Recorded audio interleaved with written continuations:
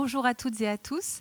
Nous sommes ce soir au Centre de formation au métier de l'Ariège pour le premier rendez-vous des passagers du livre de 2022 avec l'auteur de BD Simon Lamouret, que je salue, et Astrid Catala de l'Œil du Souffleur, qui fidèlement donc conduit ces rendez-vous toujours conçus sur mesure pour les auteurs que nous accueillons. Et ce soir, c'est un auteur de Toulouse, d'Occitanie, que nous avons le plaisir d'accueillir autour de son livre L'Alcazar, donc une BD éditée aux éditions Sarbacane.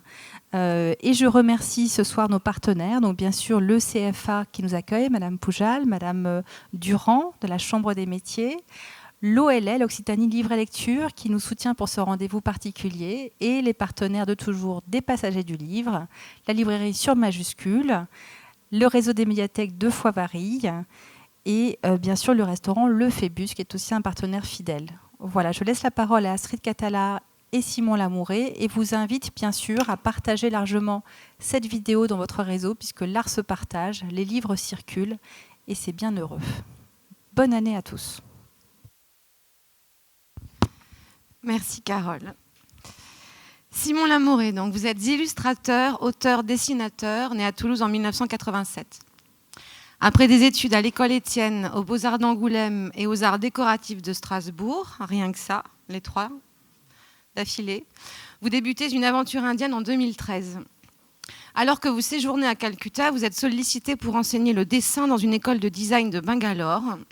Bangalore est donc une ville située dans l'état du Karnataka, dans le sud du pays, et compte une douzaine de millions d'habitants et tout autant de bruits et de bouchons, j'imagine.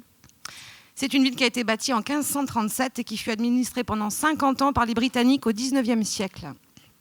Elle est considérée aujourd'hui comme la Silicon Valley indienne et elle regroupe de nombreuses entreprises du secteur de la nouvelle technologie.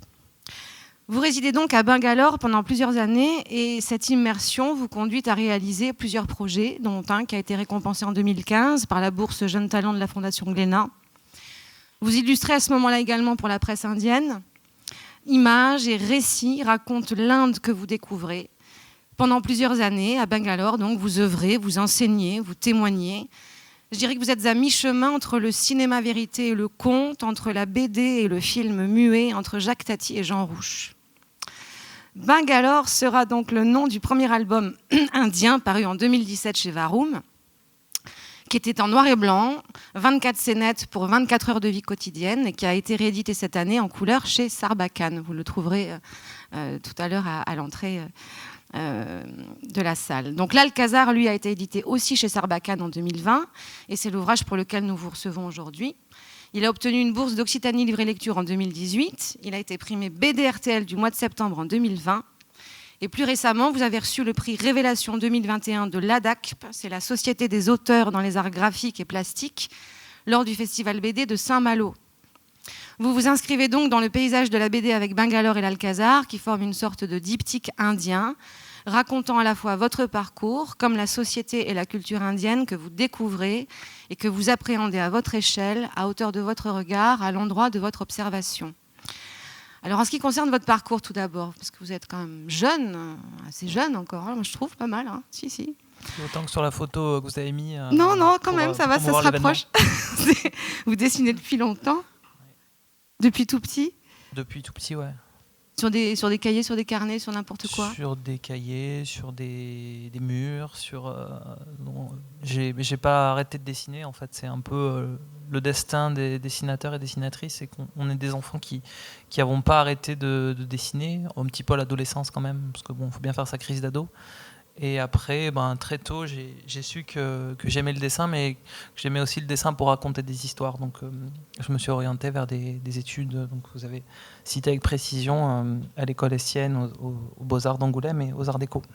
Pour pas vraiment apprendre, parce qu'on n'enseigne pas trop l'art de la narration dans ces écoles, mais en tout cas pour me retrouver dans un espèce d'incubateur avec des jeunes gens talentueux, et voilà, on se stimulait les uns les autres pour créer des revues,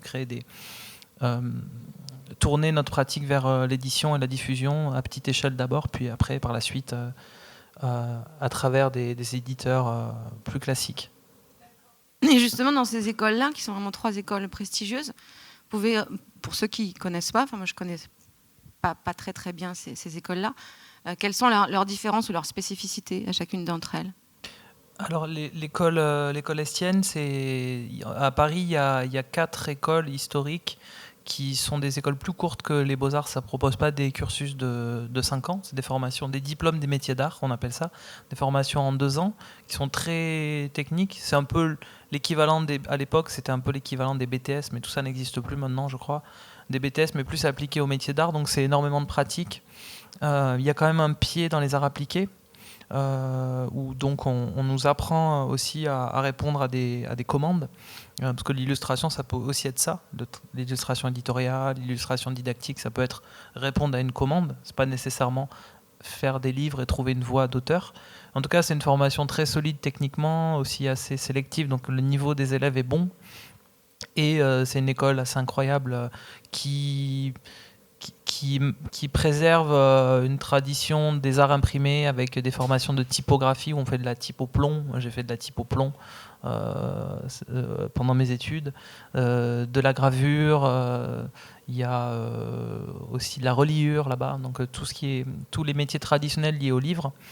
Et ensuite, les Beaux-Arts d'Angoulême, comme vous vous en doutez peut-être, c'est une formation orientée bande dessinée. Enfin, il y a une formation au sein de cette école. Et les arts décoratifs de Strasbourg, c'est un peu entre les deux. C'est une formation qui porte l'intitulé d'illustration, mais en réalité, il y a énormément d'auteurs et d'autrices de la bande dessinée contemporaine qui en ont émergé. C'est vraiment un pôle Strasbourg très très fort au niveau de l'image imprimée contemporaine. Et il y a aussi même des éditeurs parfois qui émergent de ces écoles. Donc, par exemple, les éditions 2024 qui a été fondées par 2 étudiants de la section illustration et qui ensuite publient aussi largement des élèves issus de cette école. Oh, très bien. Racontez-nous, s'il vous plaît, si vous voulez, votre départ pour l'Inde. On a forcément envie de savoir, parce que comme vous l'avez entendu, l'Alcazar, comme Bangalore, se passe en Inde. Sans vous faire radoter, parce que je pense qu'on vous pose la question à chaque fois. Vous étiez à Calcutta, qu'est-ce qui s'est passé à ce moment-là? Alors, c'était pas en 2013, au moment où je me suis installé en Inde, c'était pas mon premier voyage. J'avais déjà fait 2 séjours plus courts pendant mes études, avec l'appui d'une bourse qui était donnée par une asso qui s'appelle Zelidja, qui encourageait les jeunes de moins de 20 ans à partir seuls, à découvrir l'altérité, le monde, et à ramener des projets. Donc j'avais déjà une connaissance assez superficielle quand même de l'Inde, parce que j'étais allé principalement dans les régions du Nord, qui sont des régions montagneuses himalayennes, avec des cultures assez différentes des cultures qu'on trouve dans la plaine du Gange. Et ensuite, en 2013, à l'occasion du mariage d'une amie, une amie française, une camarade d'école qui se mariait avec un Indien, suite à une année d'études là-bas. Je suis allé donc à ce mariage et j'ai décidé d'y rester un petit peu. J'étais curieux de m'initier à la musique classique indienne, la musique hindoustanie, parce que j'avais une petite pratique musicale par ailleurs. Et j'y suis resté donc quelques mois, et puis à l'issue de ce court séjour, on m'a proposé d'enseigner dans une école qui se créait à Bangalore, ville où j'avais jamais mis les pieds. Et j'ai été appelé par cette opportunité de résider plus longtemps. C'est aussi quelque chose que j'avais envie de vivre. C'est une expérience que j'avais envie de vivre, que j'avais essayé de mettre en place au travers d'un échange en Erasmus, mais qui n'avait pas pu se faire. Et donc je suis parti. Je suis rentré en France le temps de faire un visa, et puis je me suis installé à Bangalore, une ville où je ne connaissais strictement personne. Et ça faisait partie aussi un peu de l'exaltation liée à cette expérience. C'est de construire sa vie de zéro dans un endroit où on n'a aucun repère, et donc du coup aucun a priori. Et voilà, ça m'a permis, il me semble, de revenir à l'essentiel de ce qu'on ressent quand on voit, quand on entend, quand on touche, quand on goûte. C'est un genre de reset, quoi. Après, ça a duré du coup presque 5 ans. Donc évidemment, cet état de grâce, de découverte du pays n'a pas duré, mais tant mieux, c'est bien heureux, et c'est pour être remplacé par une compréhension un peu plus un peu plus fine, je pense, des enjeux sociétaux et culturels qui se jouent, et aussi l'occasion de construire un réseau d'amis, de gens extraordinaires de qui j'ai pu croiser la route. Alors vous dites qu'un des avantages de Bangalore, c'est d'être relativement privé d'édifices anciens. C'est ce que j'ai relevé dans une de vos interviews. Ouais. Donc, pourquoi vous parlez d'avantages? C'est par rapport à ce qui vous attire, c'est par rapport à cette fascination que vous avez peut-être pour la beauté graphique, pour l'architecture, qui fait ça? Je trouve que quand un lieu est dénué d'attraits architecturaux, de beauté évidente, finalement, le regard se porte plus vers l'humain, vers les individus, qui, eux, varient rarement d'un endroit à l'autre, finalement. C'est un peu un de mes constats, en ayant passé beaucoup de temps loin, dans des modèles culturels différents du nôtre. Les aspirations humaines sont vraiment les mêmes partout. Et du coup, de ne pas avoir finalement cet attrait historique ou architectural, c'est à la fois, ça me permettait de chercher des choses intéressantes, graphiques, dans des immeubles en béton, des cubes en béton. Après, j'exagère un peu, parce qu'il y a quand même quelques bâtiments anciens à Bangalore. Et aussi, ça fait que c'est pas une ville du tout touristique. Donc on est plus rapidement projeté dans la vie normale, entre guillemets, quoi, la vie banale, qui m'intéresse beaucoup. Et aussi, cette absence de patrimoine architectural vient du fait que c'est une ville relativement récente. En tout cas, elle existe depuis longtemps, mais à l'état de bourgade ou de cantonnement militaire à un moment, mais jamais sous cette forme tentaculaire de ville de 12 millions d'habitants. Ça, c'est très récent, ça vient de l'essor de l'informatique et des services du tertiaire en Inde, dans les années 90, au moment où l'Inde se libéralise et s'ouvre aussi au commerce extérieur. Et du coup, ça fait que dans cette ville, on rencontre des Indiens venant de tout le pays, donc de tous les États du Sud, d'énormément d'endroits du nord du pays. Donc il y a énormément de langues qui cohabitent, qui coexistent, bon, de religion, mais ça c'est le cas dans tout le pays. Et du coup, finalement, il n'y a pas grand monde qui est de là. C'est que des gens qui viennent d'ailleurs, donc cette absence d'identité forte fait qu'on est plus rapidement inclus dans cet assemblage de communautés et de gens, et donc on a accès à plus de choses, il me semble, que dans une ville qui aurait peut-être une identité beaucoup plus forte. Alors, rentrons un peu plus dans le vif du sujet de l'Alcazar. Je vais faire un petit résumé. L'histoire se déroule donc à Bangalore, et le personnage central n'est pas fait de chair et d'os, j'allais dire, il est plutôt fait de bambou et de béton. Le personnage central, c'est un immeuble en construction. Donc du terrain vague jusqu'à l'inauguration, nous allons suivre les étapes de cet édifice au fil des saisons. L'Alcazar, c'est le nom de cet immeuble, c'est pas celui de Séville, si je ne me trompe pas, je crois que c'est à Séville qu'on trouve l'Alcazar. Voilà. Et par ce prisme, donc, on plonge dans les entrailles de l'immeuble et on se trouve au plus près de ceux qui le fabriquent, c'est-à-dire les ouvriers, les manœuvres et leurs familles, le chef de chantier, le promoteur, les fournisseurs. Autant d'êtres et d'histoires à raconter. Donc, au sein de ce microcosme, on retrouve évidemment les thèmes de l'amour, de l'amitié, de la famille, des relations entre les gens, tout simplement. Autant d'êtres et d'histoires à raconter. Donc, les récits de vie se révèlent au fur et à mesure de l'avancée du chantier, et la petite et la grande histoire se confondent. Tout ça pour parler, pour livrer finalement une sorte de parabole, une fresque de cette Inde contemporaine dont vous venez de parler maintenant. C'est un album qui est dessiné en bichromie. Le bleu et le orange, couleurs complémentaires, ont été choisis. Il est fait de planches et de doubles pages. Et je vous propose de découvrir donc un petit montage que j'ai fait avec les tableaux que forment ces doubles pages sur fond d'une chanson qui s'appelle India More de Chassol. Donc j'en profite, je fais ma savante, mais je ne connaissais pas avant ce titre-là. J'en profite juste pour remercier toutes les références que vous m'avez transmises et qui m'ont permis de réaliser ces petits montages. Donc voici une plongée dans l'Alcazar au travers des 8 planches qui constituent cet ouvrage.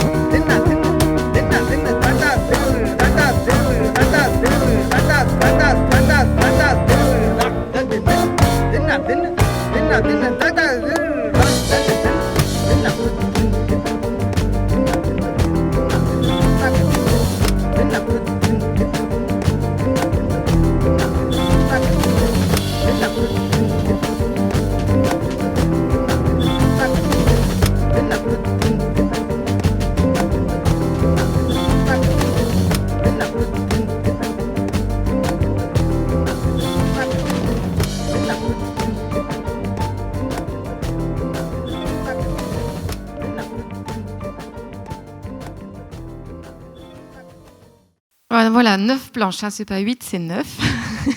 Je l'ai dit avant que vous le disiez. On sent, je trouve, quand on voit ces tableaux, déjà on est hors, moi c'est ce que j'ai aussi apprécié, on se dit pas on est dans la BD, ou on est dans, voilà, il y a quelque chose qui est donné d'avance, c'est une proposition artistique complète. Donc déjà, je trouvais ça très agréable de pas tomber dans cette classification. En tout cas, elle est pas première dans la lecture de ce livre. Et on sent bien que vous mettez en scène une parole. Même s'il n'y en a pas. Parce que oui, il y a peu de dialogue, même à l'intérieur des planches qui sont écrites, mais il y en a pas tant que ça. Et dans cet album, on entend tout, c'est-à-dire qu'on entend, on voit en pressant, mais on entend les bruits de voitures, de musique, d'oiseaux, de perceuses, parce que j'imagine que sur un chantier, ça fait quand même beaucoup de bruit. Donc je voulais savoir si on dessinait avec les oreilles. Oui, alors... il y a beaucoup de choses dans cette question.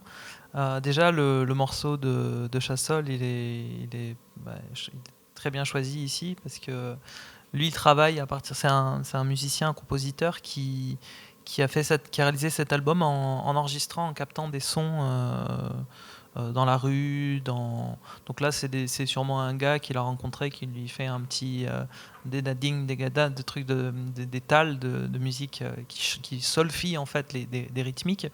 Et il y a tout le bruit de la rue, les klaxons, les voitures en fond. Et donc il y a toujours en Inde, en tout cas dans une grosse ville, il y a toujours énormément de couches d'informations, de sons, de visuels, d'odeurs. Il y a une grande les sens sont vraiment très sollicités. Et sur le chantier, évidemment, que quand j'y étais, j'étais non seulement interpellé par les bruits de la rue, mais les ouvriers qui s'appellent d'un bout à l'autre du chantier, le bruit des perceuses et des sacs de ciment qui tombent au sol, ou de la truelle qui lance le mortier sur les murs. Donc, ça, c'est quelque chose, c'était un enjeu de restitution, surtout avec une bande dessinée qui est donc par définition muette. Et en plus, je ne suis pas spécialement friand des onomatopées, donc j'ai assez peu recours. En revanche, j'ai essayé de traduire ces sons à travers des textures, des fois dans un plan, à l'image en fait. Dans un plan, il peut y avoir 2-3 niveaux de lecture, une action au premier plan, puis une deuxième, puis une troisième en arrière-plan, donc plusieurs niveaux comme ça, une espèce de saturation qui, à mon sens, reproduit un peu l'intensité sensorielle qui peut nous saisir quand on est, enfin, qui me saisissait moi en tout cas quand j'étais dans cet environnement-là. C'est pour ça que j'insiste sur cette idée d'oreille, parce que naturellement on ne se dit pas qu'on dessine avec les oreilles, mais je trouve que quand on lit l'Alcazar, on dessine avec vous avec les oreilles. Enfin, il y a quelque chose qui se fait aussi à cet endroit-là. Bah, c'est aussi peut-être lié au fait que j'ai passé quand même presque un an. Enfin, c'était 7 mois qui se sont étalés sur une année. Et du coup, j'étais extrêmement imprégné. Et même si ensuite j'ai réalisé, j'espère que je ne devance aucune question, même si ensuite j'ai réalisé l'album essentiellement à mon retour en France, parce que cette année d'études de terrain, elle correspondait à ma dernière année en Inde. Et ensuite, j'ai ramené toutes mes notes et tous mes croquis. Et j'ai travaillé d'ailleurs très souvent en Ariège, dans le Couserans, donc un endroit plutôt calme, là où j'étais en tout cas. Et du coup, c'est évident pour moi que, inconsciemment ou pas parfois d'ailleurs, ces sensations-là, elles étaient convoquées. Surtout quand on reprend un dessin qui a été fait sur le vif. C'est Emmanuel Guibert dans je ne sais plus quelle archive radiophonique qui dit ça beaucoup mieux que moi. Mais tous les sens, parfois même des choses qu'on a complètement oubliées, mais les sens olfactifs, visuels, sont reconvoqués quand on se replonge dans un dessin qu'on a fait. Tellement, par le geste de dessiner, on est concentré, le visuel se fixe sur un élément, mais les oreilles restent grandes ouvertes, l'odorat, etc. Un peu, finalement, c'est complètement relié à la mémoire. Ça nous arrive à tous de se replonger dans un souvenir, en effet, et de sentir à quel point c'est puissant, ou comment une odeur peut nous renvoyer justement à une image. Exactement. Et donc, vous ne travaillez pas qu'avec des couleurs, en fait, qu'avec des pinceaux, il y a aussi avec les traces que ça a laissées chez vous. Oui, et c'est aussi pour ça que chacun de mes projets a un pied dans le réel, hein, en tout cas que ce soit l'Alcazar ou Bangalore aussi, qui même Bangalore ça allait presque plus loin dans un certain sens, puisque les doubles pages étaient réalisées en grande partie dans la rue, donc avec cette contrainte de bosser in situ, à mi-chemin entre le croquis et l'illustration, parce que quand même je finissais les images, mais quand même tout ce qui constitue l'ADN de ces images venait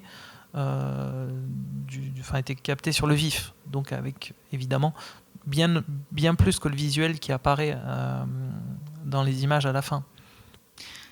Et donc, bien sûr, l'œil, le regard est central aussi, forcément, dans le dessin. Et vous êtes vraiment à un endroit de l'ordre de l'observation, mais au sens la plus aiguë qui soit, comme si vous aviez été en effet vous étiez laissé imprégner par couches successives. Donc aussi, cette musique fonctionne bien, et je comprends ce que vous dites là-dessus, parce qu'on sent ces strates qui se déposent, et c'est tout ça qui va faire le dessin. Après, on rentrera un petit peu plus tard dans l'entretien sur ces questions plus techniques, mais on est là aussi sur des questions de couches et de strates qui sont vraiment multiples et qui font toute la profondeur du propos et du dessin.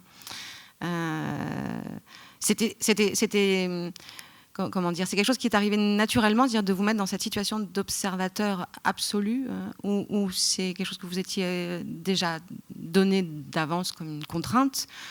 Comment ça s'est passé?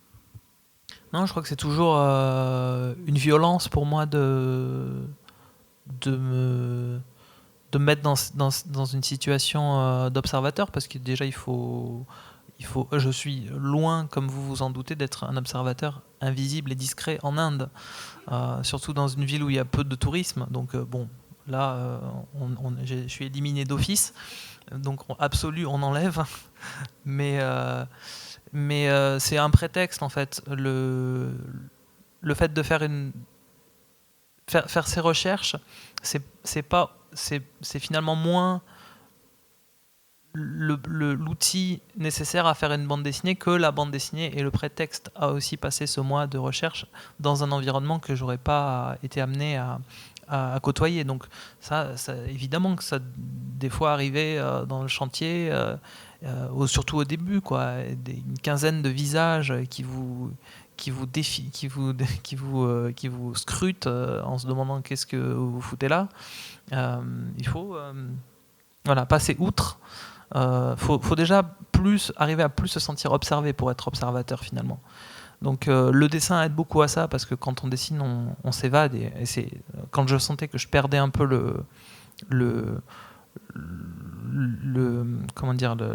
l'assise, que je me sentais plus trop à ma place, je me mettais à dessiner immédiatement, ça recentrait les choses. Et aussi, parallèlement, ça permettait aux gens qui se demandaient ce que je fichais là, de comprendre que j'étais en train de dessiner, de m'intéresser, de documenter en tout cas leur quotidien.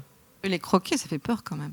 Et de les croquer. Je comprends qu'ils soient un peu méfiés au départ. Alors justement, rentrons un peu dans la genèse de cet Alcazar et on ne s'imagine pas à quel point le matériau pour arriver à cet objet final est impressionnant. Est-ce que vous pouvez nous raconter comment vous avez élaboré ce projet auprès donc de ces ouvriers sur ce chantier? Comment vous avez réussi à vous faufiler là-dedans et comment ça s'est passé? Alors, je venais de terminer Bangalore et je commençais mon premier livre, donc, à avoir une certaine angoisse sur la suite, quoi. Quel projet? Parce que quand on bosse sur un album, on est complètement immergé pendant des mois et à la fin, en général, parce que je me débrouille toujours pour être un peu en retard vis-à-vis de mes délais, je m'enferme, d'où l'Ariège, pendant des semaines, des mois. Et je bosse. Et du coup, quand je suis sorti de Bangalore, j'étais un peu hagard. Et j'étais toujours en Inde et je savais que j'allais plus y être pour très longtemps. Et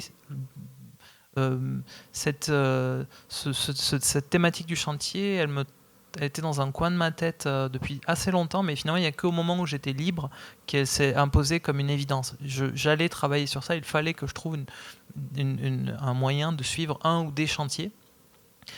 C'était assez tôt dans mon parcours en Inde. J'ai remarqué qu'il y avait des chantiers un peu partout. Bangalore, c'est une ville qui se développe très vite aussi.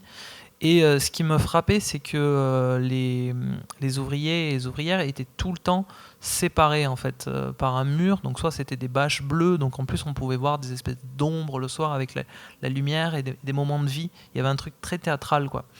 Et je les voyais jamais. Et puis au quotidien, c'est une société très stratifiée.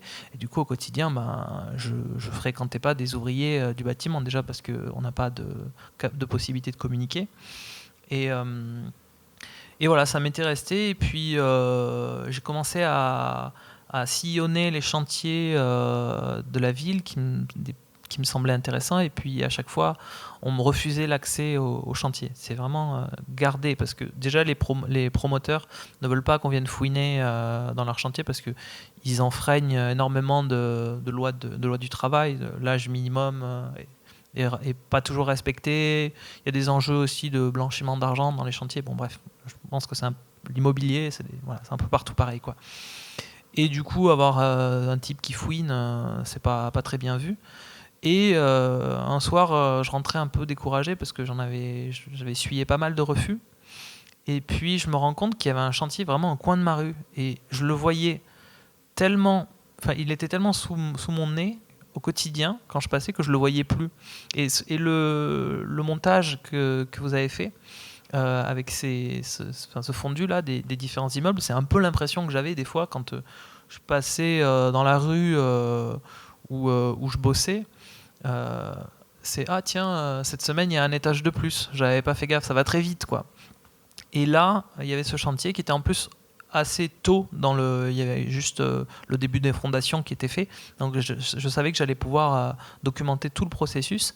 Et coup de peau ce jour-là, et là je décide d'avoir une autre approche plutôt que d'aller demander l'autorisation, ce qui signifie dans 99% des cas donner la possibilité d'un refus.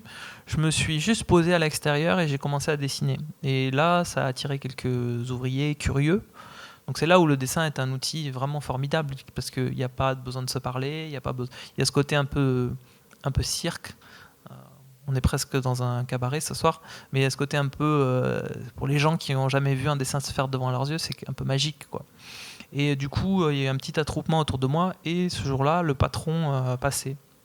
Et il m'a demandé ce que je faisais. Et là, j'ai menti. J'ai dit que j'étais étudiant en architecture et que je faisais un stage sur les constructions, les techniques de construction indiennes qui étaient tellement extraordinaires. Et il m'a dit, mais viens quand tu veux. Il a commencé à me sortir des plans et tout. Alors j'ai fait un peu semblant de m'y intéresser. Et il m'a dit, tu peux venir quand tu veux. Donc là, j'avais le sésame du boss. Et ce qui était limite un désavantage au début, parce que les ouvriers, ils se disaient, bon, c'est qui les ouvriers les moins qualifiés, les moins valorisés, ils se disaient, bon, c'est ce type frétille un peu avec le patron, donc ils se méfiaient de moi. Bon, après, très rapidement, je leur ai exposé mes intentions aussi, parce que c'était important, dans la mesure où ils allaient me livrer une parole, qu'ils sachent ce que j'allais en faire. Donc ça restait un peu abstrait pour eux quand même. Même si je leur ai montré Bangalore, je leur ai expliqué aussi ce que c'était la bande dessinée. Je précise que j'avais une traductrice, j'avais une amie qui s'est portée volontaire, qui a été d'un soutien inestimable pour moi, et en plus qui avait un background en ethnographie, donc qui avait l'habitude du terrain et qui avait pas, parce qu'il y a des histoires de classe aussi qui peuvent rendre la communication difficile, mais elle était très fine pour briser la glace. Et donc, voilà, on a commencé. Puis on a commencé à passer de plus en plus de temps ensemble, surtout avec certains personnages que j'ai plus mis en lumière dans le livre. Le soir, donc, sur leur moment de vie, parce qu'il faut savoir qu'il y a une partie des ouvriers qui vivent sur le site. Et ça, dès le tout début, quand c'est encore qu'un terrain vague. Ils mettent des tentes et puis, ou des petites maisons en briquettes, et puis après, ils vivent d'abord sous les fondations, et puis ensuite dans les étages aussi, dans une espèce d'ascension comme ça. À la fin, ils vivent presque dans un appartement de luxe. Et puis après, dès que c'est fini, ils recommencent à zéro. Donc il y a cette espèce de cycle, d'ailleurs, qui apparaît clairement dans l'enchaînement d'images. Et voilà. Donc, et aussi, en parallèle de toute cette prise de notes et de ces petits relevés de croquis, j'ai essayé quand même de faire quelques petites pages vite fait. C'était pas du storyboard, mais c'était pas non plus des pages finies, mais quelque chose entre les deux, pour voir, moi, déjà tester des choses qui marchent, aussi noter des mouvements, parce que comme vous l'avez dit, je privilégie souvent le mouvement et le langage des corps et de l'action à la parole quand ça m'est possible. Et ça, c'est des choses qu'on oublie. C'est des sensations, je sais pas, un mouvement, la gestuelle, la métrique d'un corps. C'est des choses qu'on peut vite oublier et qui se notent pas vraiment. Donc ça, je le dessinais et je le partageais avec les concernés. Et du coup, ça permettait aussi de nourrir le dialogue à mesure qu'ils voyaient que le projet se construisait. Ils me livraient aussi plus de choses et plus d'éléments, et aussi à mesure que la confiance entre nous se construisait, quoi. Cette façon de presque fatale, quoi, quand ça repart à la fin et qu'on est à nouveau sur une planche, qui fait que on imagine que ad vitam, en fait, ces familles-là vont tranquillement, parce qu'il y a quelque chose d'assez tranquille au premier plan. Vous ne mettez pas de façon frontale, on va dire, les rapports entre les hommes et les femmes, ou les rapports politiques, sociaux. C'est absolument pas ce qui est dessiné au départ. Et pourtant, est aussi lié, je pense que c'est justement lié à ce que vous dites, à quel point on peut lire les corps. C'est-à-dire que c'est à nous, on a toute la place, en fait, en tant que lecteur, de se dire, mais oui, ces corps-là, ils sont fatigués. On se plaint, nous, en fait, à leur place. Donc, d'ailleurs, c'est assez troublant. C'est-à-dire que nous, on se projette en tant que blancs, confortables, dire oh là là, si moi j'étais dans cette situation, ce serait terrible, j'aurais mal, bref. Et eux, ça, on ne le ressent quasiment jamais. Et ça recommence. Et quand vous disiez au tout début que finalement, au sein de l'humanité, dans le monde entier, on a tous les mêmes aspirations, elles ne se lisent pas de la même façon chez eux que chez nous, en tout cas sur ce cas précis. Est-ce que oui, quand vous en parliez au départ, par quelle aspiration commune, on pourrait se comparer? Eux sont aussi dans une recherche de refuge, de logis, de quête du bonheur. Ça passe, voilà, comment ça se vit pour eux? d'amélioration des conditions de vie dans le futur, d'évolution aussi dans l'échelle des métiers. Il y a un personnage qui porte ça, c'est Rafik. Lui, c'est un peu le débutant de cette histoire. Il a peu d'expérience du chantier, donc il a aussi beaucoup plus d'illusions quant à une ascension possible au sein du chantier. Il y a un personnage qui est antagoniste, qui lui a plus d'expérience, qui sait très bien que c'est pas possible. Bon, tout ça, c'est des choses qui m'étaient confiées par eux. Donc,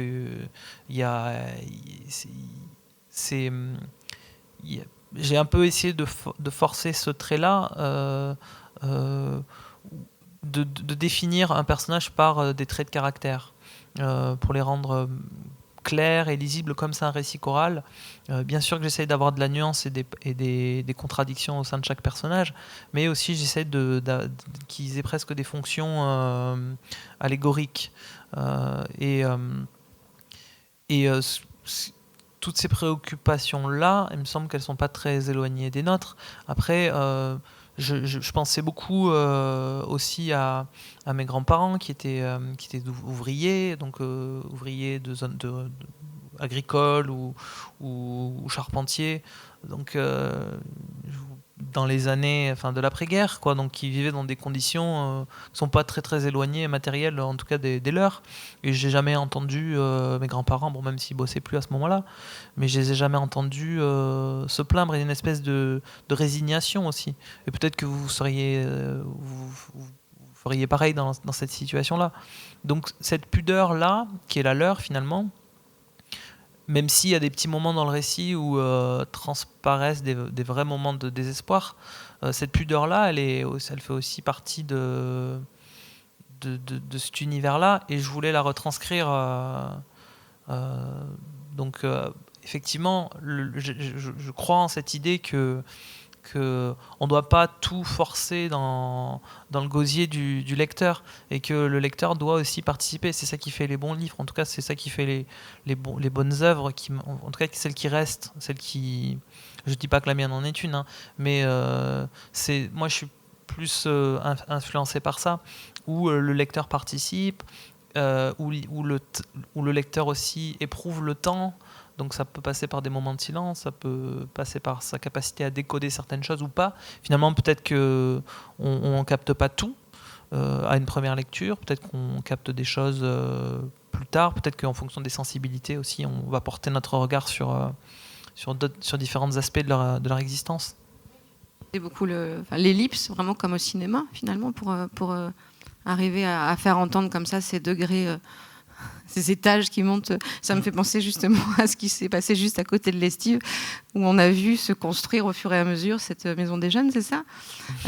Et c'est vrai que j'ai eu un peu la même sensation, je ne sais pas vous, en y travaillant tous les jours, mais à un moment donné, on se retourne, on dit mince, déjà, c'est déjà si haut, ça y est, c'est fini. Et en effet, il y a eu toute une vie à l'intérieur, une vie sociale, amoureuse, amicale, et on n'en a pas tant que ça finalement là. On n'est pas si proche de ça. Là, c'est vraiment, vous nous faites rentrer à l'intérieur, oui, derrière les tôles, derrière les barrières, derrière les rubalises. Et là, on se rend compte qu'il y a un monde et qui, en effet, pas si éloigné d'une autre. C'est juste que ce sont des mondes qui ne se rencontrent pas forcément. Oui. Et grâce à ce livre, c'est vrai qu'on a accès aussi à ce monde-là en toute simplicité. C'est ça que je trouve c'est très délicat.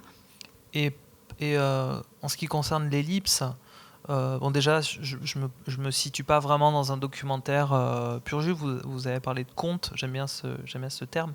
J'aime que l'idée que cette histoire elle soit aussi habitée de ça. Et du coup, j'ai pris quand même des libertés par rapport à la chronologie. C'est-à-dire que moi, j'ai toutes mes notes, mais j'ai pas raconté la chronique de ce que j'ai vu. J'ai réagencé la dramaturgie. Bon, il fallait rester un peu cohérent au niveau de la construction. J'allais pas faire mettre les fenêtres avant de mettre les fondations. Mais à part ça, tout ce qui se passe entre les personnages, tous les conflits, les péripéties qui leur arrivent sont parfois déplacées dans la temporalité de ce que j'ai pu observer pour vraiment porter ma dramaturgie. Et il y a une seule ellipse, qui d'ailleurs je pense est la plus flagrante dans le livre, c'est celle que j'ai vécue moi, à laquelle j'ai assisté, parce que je suis parti après quelques mois, 3 mois ou 4 mois en France, et je suis revenu ensuite. Et là, il y avait mes personnages principaux qui s'étaient fait renvoyer du chantier. Donc, il a fallu déjà que je remette en question un peu le projet. Et c'est là qu'il s'est plus affirmé vers un récit choral, où l'immeuble, en tout cas l'entité du chantier, est effectivement le fil conducteur ou le personnage principal de l'histoire. Mais les personnages vont et viennent, quoi. Après, on les suit quand même assez longtemps. Mais il y avait ce truc, cette rupture, qui d'ailleurs était un pari assez risqué narrativement. On peut pas demander à un lecteur de s'attacher à des personnages et puis les faire partir aux 2 tiers du bouquin. Donc j'ai essayé de trouver des astuces pour rendre ça supportable. Mais du coup, cette ellipse-là, je pense qu'elle elle est plus forte dans le récit. Il y a vraiment bon, déjà, le moment où ils sont renvoyés, je l'ai recomposé à partir de ce que m'ont raconté à la fois ceux qui étaient présents sur le chantier, qui étaient encore présents, qui avaient été témoins de ça, et les concernés qui avaient été virés, et avec qui j'étais en contact et que j'ai pu rencontrer, qui m'ont raconté leur version des faits. Alors, on va parler des couleurs. Et puis après ça, on verra un second petit montage, justement, qui rassemble une grande partie des notes qui ont servi aussi à la conception de cet ouvrage. J'aimerais juste, pour entamer un échange autour de la couleur, lire un petit bout de texte de Michel Pastoureau, qu'on connaît ici, pour celui qui a écrit aussi un texte autour de l'ours. Et là, qui a écrit une histoire d'une couleur bleue. Il avait aussi fait ça sur le vert. Et voilà ce qu'il dit au tout départ. Donc, c'est une couleur discrète, c'est le titre de ce début de livre, des origines au XIIe siècle. Les usages sociaux, artistiques et religieux de la couleur bleue ne remontent pas à la nuit des temps. Pas même au paléolithique supérieur, lorsque les hommes, encore nomades mais vivant depuis longtemps en société, ont réalisé leur première peinture pariétale. Sur celle-ci, pas de place pour le bleu. Des rouges, des noirs, des bruns, des ocres de toutes nuances, mais pas de bleu, ni de vert et à peine de blanc. Il en va presque de même quelques millénaires plus tard, au néolithique, lorsque sont apparues les premières techniques de teinture. L'homme, devenu sédentaire, teint en rouge et en jaune bien avant de teindre en bleu. Cette couleur, pourtant largement présente dans la nature depuis la naissance de la Terre, est une couleur que l'être humain a reproduite, fabriquée et maîtrisée difficilement et tardivement. C'est peut-être ce qui explique pourquoi, en Occident, le bleu est resté pendant si longtemps une couleur de second plan, ne jouant pratiquement aucun rôle ni dans la vie sociale, ni dans les pratiques religieuses, ni dans la création artistique. Par rapport au rouge, au blanc et au noir, les 3 couleurs de base de toutes les sociétés anciennes, sa dimension symbolique était trop faible pour signifier ou transmettre des idées, pour susciter des émotions ou des impressions fortes, pour organiser des codes et des systèmes, pour aider à classer, à associer, à opposer, à hiérarchiser. Cette fonction classificatoire est la première des fonctions de la couleur dans toute société, voire pour communiquer avec l'au-delà. La place discrète du bleu dans les activités humaines et la difficulté qui existe dans plusieurs langues anciennes pour nommer cette couleur ont conduit plusieurs savants du XIXe siècle à se demander si les hommes et les femmes de l'Antiquité voyaient le bleu, ou du moins s'ils le voyaient tel que nous le voyons. Aujourd'hui, ces questions ne sont plus d'actualité, mais le faible rôle social et symbolique joué par le bleu dans les sociétés européennes pendant plusieurs millénaires, du néolithique jusqu'au cœur du Moyen-Âge, demeure un fait historique indéniable sur lequel il convient de s'interroger. Alors ce petit texte de Michel Pastoureau, parce qu'évidemment, quand on plonge dans votre œuvre, on a vraiment envie de plonger aussi dans la couleur et dans ce rapport qu'on entretient avec la couleur. Quand on est devant du orange, j'ai beaucoup pensé aussi au tableau de Rothko, qui était vraiment, je ne sais pas si vous voyez ce tableau orange, qui est totalement hypnotisant et qui produit des sensations. Quand on a ce livre dans les mains, c'est à la fois très naturel et en même temps, ça provoque en effet des sensations. Ça rajoute peut-être justement ce côté orange, ce rapport qu'on a au sensible, justement, au corps qui vibre. C'est des couleurs qui électrisent aussi, qui amènent à des sensations. Donc je me suis demandé si pour vous, le monde chromatique, justement, c'était un monde en soi, si vous rêviez le monde chromatique, s'il avait une logique, si on pouvait penser que la couleur est une idée ou une matière, si la couleur existe parce qu'elle est en relation avec une autre. Voilà, ouvrir cet endroit de la discussion avec vous. Alors dans mon parcours de dessinateur, j'ai vraiment mis du temps à venir à la couleur. Je crois que, à de rares exceptions près, pendant tout mon cursus d'études d'art, je fais quasiment que du noir et blanc. J'étais même nourri par des références dans l'univers du noir et blanc, le trait, le bruit, le trait et les contrastes voilà, forts qui coexistent entre le blanc et le noir, ont vraiment été structurants pour moi. Et Bangalore, bon là vous avez un exemple recolorisé sous les yeux, mais à la base il était paru en noir et blanc. Et ayant aussi fait de la sérigraphie, ayant quand même une compréhension un peu sommaire, et aussi en tant qu'auteur de BD, pour moi l'original finalement c'est le livre, et c'est la finalité de ma production, et donc les outils d'impression sont quelque chose que j'envisage dès le début du projet. Donc je savais que j'avais envie de bosser en bichromie, parce que je savais que j'avais envie de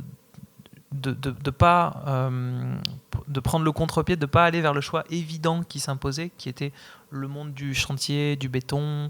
On peut associer ça à une misère sociale aussi. Le noir et blanc, ça aurait été un peu redondant, quoi. Et en même temps, j'étais pas prêt à sortir du système binaire finalement qu'on trouve dans le noir et blanc, où on oppose les éléments à travers le contraste noir-blanc, et bien sûr toutes les nuances de gris entre les deux.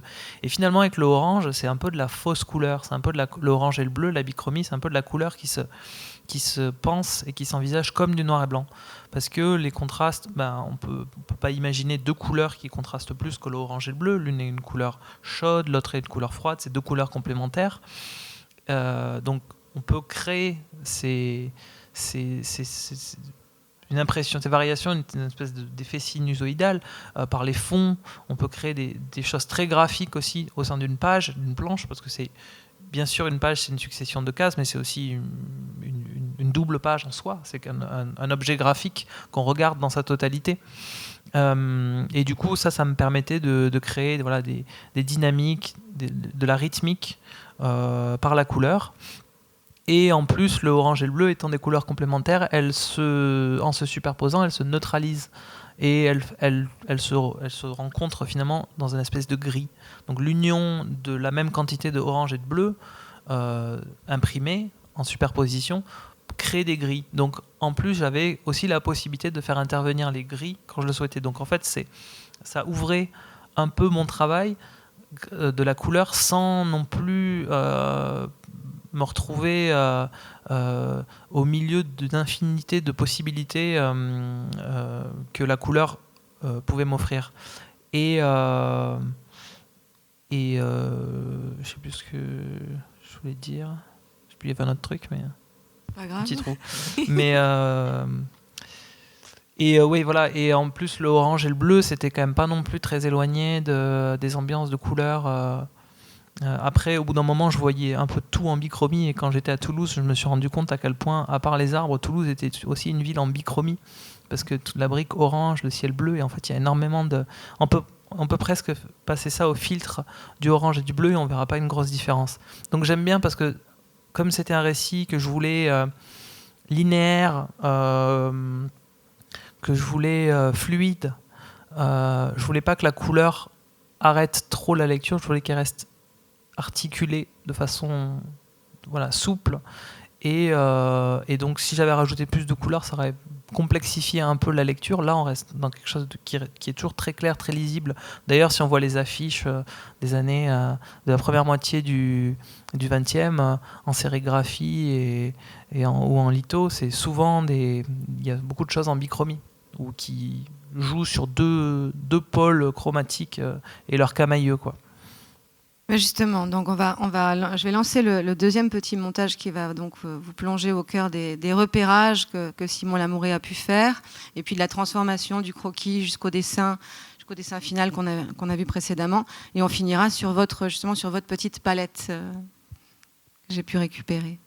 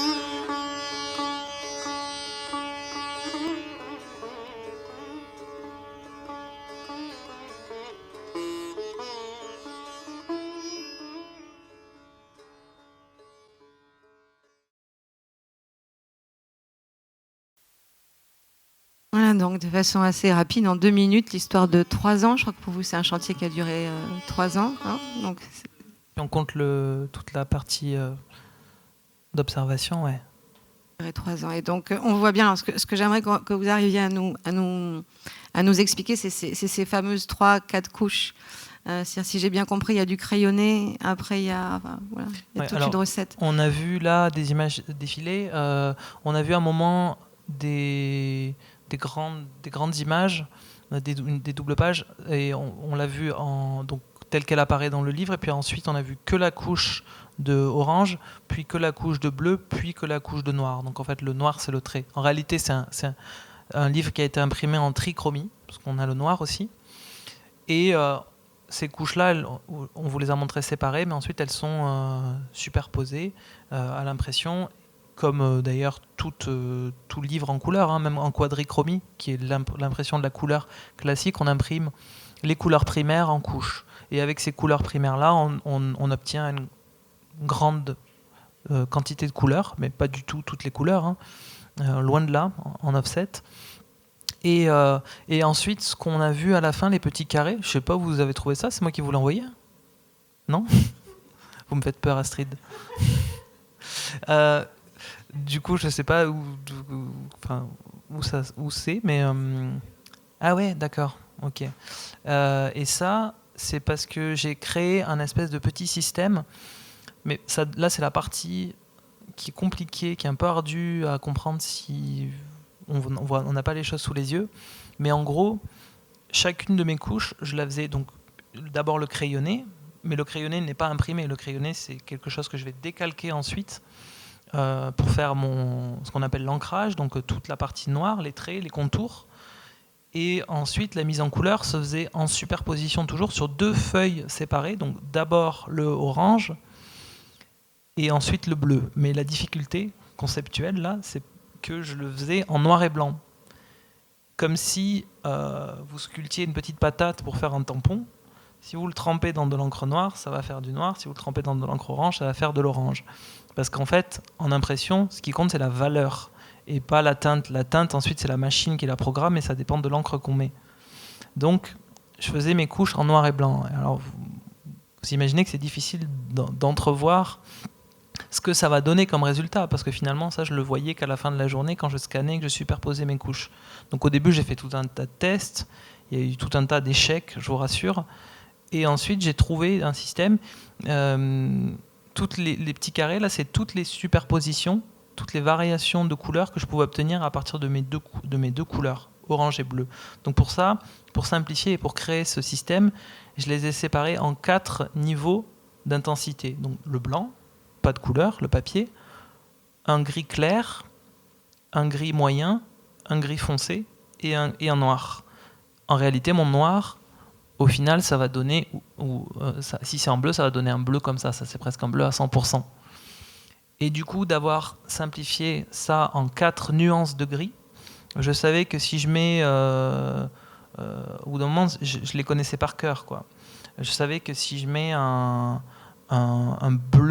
orange à 100% avec un bleu à 50%, en fait le bleu va salir le orange et va le rendre un peu rouge.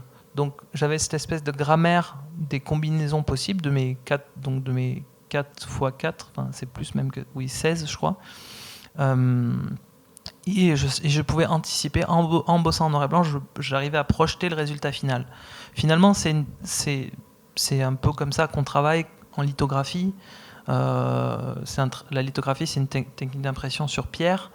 Et le dessin est réalisé en noir, avec un crayon noir qui est gras et qui va accrocher l'encre qu'on met dessus. Et donc, plus c'est noir, plus c'est gras. Donc, ça va accrocher la couleur à 100%. Et plus c'est gris, plus c'est donc diffus et la couleur va être plus atténuée. Merci pour ces petites remarques techniques, mais parce qu'on a vu à la fin toutes les tas de planches, ça veut dire que vous, concrètement, ou alors je n'ai pas bien compris, mais peut-être que vous avez tous compris, ça veut dire que vous refaites le même dessin 3 fois. Donc chaque page de ce livre-là, donc il n'y a pas vraiment d'origine. Il faut beaucoup de temps. Oui, il n'y a pas vraiment d'original, ce qui fait que mes planches, vous verrez une partie avec le trait, donc les contours, et une espèce de partie avec du gris et du noir qui est très abstrait, et puis une autre partie avec du gris et du noir, et chacune correspond à une couche. Alors, à 26 ans, c'est ce que vous dites, il paraît. J'ai décidé d'aller vivre à Bangalore parce qu'à l'époque, il était important pour moi de me retrouver dans un giron culturel complètement différent du mien. C'est quelque chose que la plupart de la population mondiale est amenée à faire dans sa vie, mais nous, en Europe de l'Ouest, on a tendance à oublier qu'on exporte notre modèle partout, mais qu'on ne s'adapte pas vraiment à un autre. J'ai vite pressenti que j'allais être extrêmement bénéficiaire de ce changement de prisme, et ce, durant quelques années. Donc, suite à ce témoignage que j'ai relevé, vous sentez-vous, après avoir vécu ces années indiennes, bénéficiaire, et de quoi ? Moi, je signe c'est assez récent, donc ça serait malhonnête de le désavouer. Je pense qu'il y a des choses que j'ai dit il y a quelques années, peut-être à la sortie de mon premier livre, que je pourrais renier, mais ça j'y crois profondément. Après, c'est difficile de... mais déjà, je pense qu'à mon retour en France, je portais un regard un peu différent sur ce qui me semblait évident avant de le quitter. Donc finalement, j'avais un regard... après, parce que je rentrais aussi peu en France, et puis j'étais peu amené à... Enfin, je côtoyais peu de mes compatriotes en Inde, donc j'étais complètement immergé. Donc l'identité, c'est plus à niveau sur la question de l'identité. Qu'est-ce que c'est l'identité ? Enfin, c'est difficile de définir l'identité. Est-ce que je me sentais plus français là-bas qu'ici ? Qu'est-ce que ça signifie pour moi d'être français ? C'est des questions qui restent, enfin, je pense que resteront toujours à éclaircir. En tout cas, j'en suis revenu avec la certitude que ce qui définit notre identité, c'est pas tellement notre appartenance religieuse ou comme une communauté ou même à une langue particulière. C'est aussi les regards qu'on porte sur nous. Les regards qu'on porte sur nous, ils sont multiples. Et moi, je crois qu'on fabrique notre identité à partir de cette multitude et de la complexité de ces regards-là. Et du coup, je crois que les regards qu'on portait sur moi en Inde ou ceux qu'on peut porter sur moi ici, encore une fois, c'est complexe parce que les regards de qui ? De la sphère privée, de la société, dans le cadre de quelle fonction ? De celle où je suis là, invité en tant qu'auteur, ou d'une interaction que je vais avoir dans la rue avec un inconnu. Ça sera très différent. Mais je crois que je suis content d'avoir, plus concrètement, je suis content d'avoir vu une société qui est, la société indienne, loin d'être parfaite, mais qui en tout cas arrive, mais de moins en moins, à la prouesse de voir des communautés religieuses très différentes cohabiter. Donc en fait, il y a ce mystère en Inde de la coexistence de langues, de pratiques culturelles, religieuses, et même au sein d'une même religion. D'ailleurs, les castes peuvent avoir des usages, d'une caste à l'autre, on a des usages très différents. Très concrètement, ça peut impacter les habitudes alimentaires, mais aussi la relation à l'espace public, tout un tas de choses.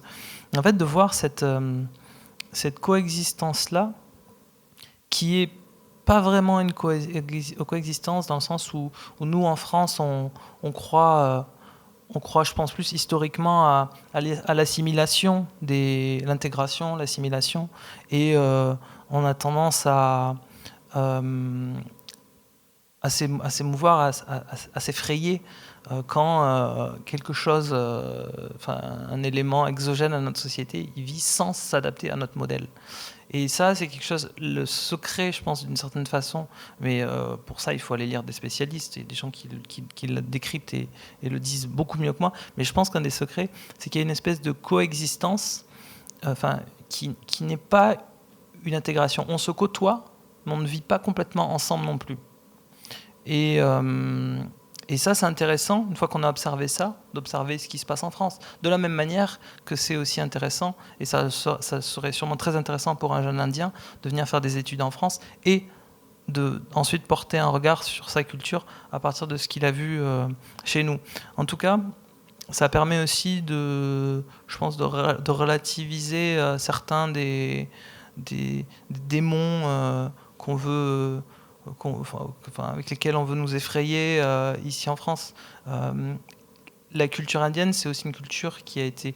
il y a eu des forces étrangères, les Anglais, les empereurs persans, qui ont régné sur ce pays, mais qui n'ont jamais transformé la population. Une espèce de souplesse, en fait, d'acceptation, mais qui met à distance aussi. Et je trouve que c'est intéressant de voir les choses de ce prisme-là. Ça veut aussi dire que les cultures, en fait, elles sont amenées à communiquer, à être en contact. Parfois, des changements, il y a des syncrétismes qui s'opèrent, des changements, et en fait, c'est naturel. Et je crois que finalement, pour résumer cette pensée-là, qui est un peu floue, je ne m'attendais pas à cette question, c'est une question complexe, hein. Ça va de dire ça comme ça en une phrase en interview, mais ensuite s'il faut développer, c'est plus compliqué. Mais de sortir de ces repères, c'est aussi une façon de dédramatiser leur possible disparition, où tout change, tout évolue, et c'est pas plus mal en fait. Juste avant qu'on démarre cet entretien, j'ai donc appris que l'Alcazar allait sortir en Inde. Il a été traduit. Donc ça veut dire que vos acteurs vont pouvoir plonger dans ce livre. Et j'imagine que... Non ? Oui ? Pas encore, malheureusement. Parce qu'il sera traduit en anglais dans un premier temps. C'est très difficile d'arriver dans le marché éditorial indien qui est assez pauvre par rapport au nôtre, en termes de réseau de distribution, de tirage, de nombre de librairies, tout ça. On a vraiment... Ça, c'est une des choses que j'ai pu constater aussi, dont j'ai pu prendre conscience en revenant en France, c'est la qualité de nos librairies, la richesse que c'est. Et du coup, ça va sortir d'abord en anglais, mais j'ai bon espoir qu'ensuite, le fait qu'il existe là-bas, ça donnera peut-être envie à un éditeur qui le traduit, qui édite des livres en langue régionale, donc en Kannada ou en Telugu. Si ça pouvait être lu par au moins Mehboob, Rafik et Salma, je serais très heureux. Mais en attendant, c'est déjà un grand pas pour moi que ce livre il existe dans le pays qu'il a vu naître, et aussi qui porte la parole de gens, des ouvriers en l'occurrence, mais on peut appliquer ça à toutes les classes de servants que compte ce pays, qu'ils puissent faire entendre aussi des voix qu'on n'entend pas trop, quoi.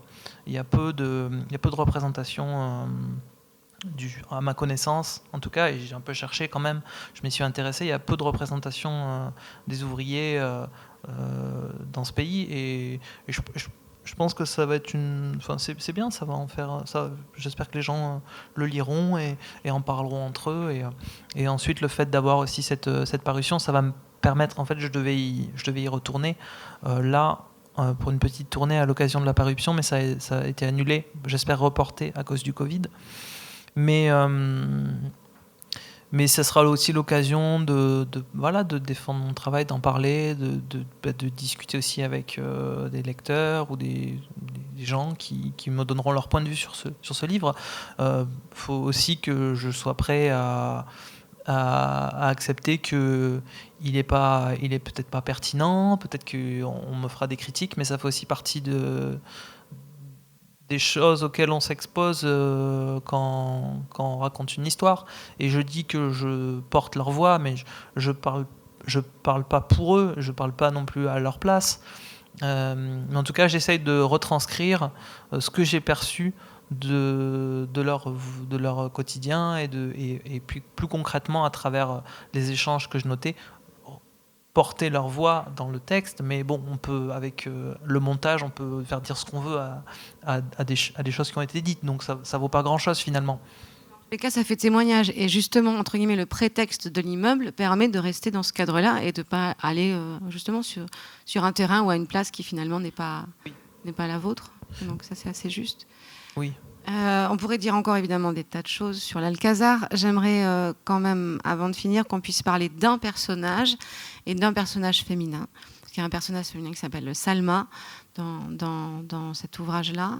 Est-ce que vous pourriez nous conter Salma ? Alors Salma, c'était pas la seule femme, mais presque. En tout cas, c'était dans ce petit groupe de manœuvre avec qui j'ai été immédiatement en contact et ensuite que j'ai suivi le plus intimement et quotidiennement. Salma était donc la seule femme, une femme, oui c'est une femme, mais elle avait 17 ans en fait, quelqu'un de très jeune. D'ailleurs Mehboub devait avoir 19, Rafik 20, enfin avec le recul ça me paraît hallucinant en fait. Ils avaient l'âge des lycéens avec qui j'ai fait un atelier aujourd'hui et pourtant ils étaient déjà dans une réalité très dure depuis des années. Mais Salma, évidemment que c'était important de développer, de traiter ce personnage. J'ai porté une attention particulière à elle, surtout au moment de l'écriture, pour la faire exister, parce qu'en plus c'est la seule femme, quasiment personnage de l'histoire. Après il y a 2-3 figurantes, mais c'est la seule vraiment femme.